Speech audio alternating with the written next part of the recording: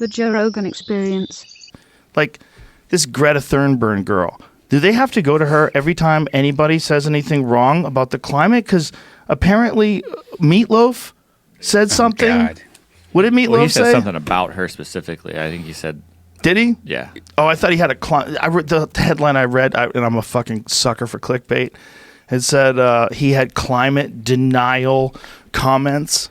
He just said something like relax. He pretty much like kind of did that passive aggressive thing, like chill out, lady. It's probably being funny. Yeah. I mean, that's what we do.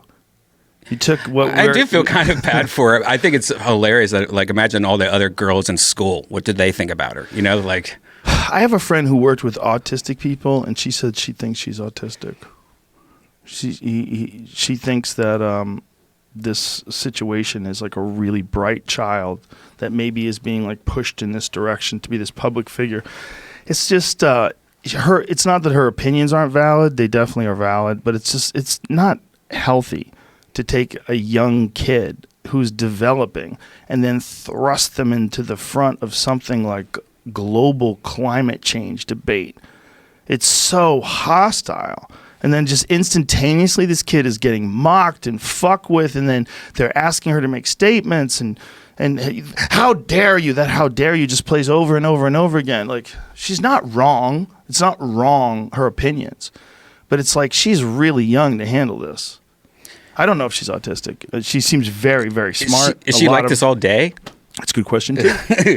A lot of, like, when you think of autism, don't you like almost immediately think they're probably really smart at something? Oh yeah, absolutely. Is that from Rain Man, or is that accurate? No, that's accurate. That's why the government uses them for their military, for like radars and stuff, because they're very smart at one certain thing or a few certain things. You know, accuracy is another one that I think a lot of them are smart at. Dude, one time when I was really high, I had a crazy thought about autism, and that all these spectrum disorders are eventually going to make emotions like a less significant aspect of being a human being. You know, some people,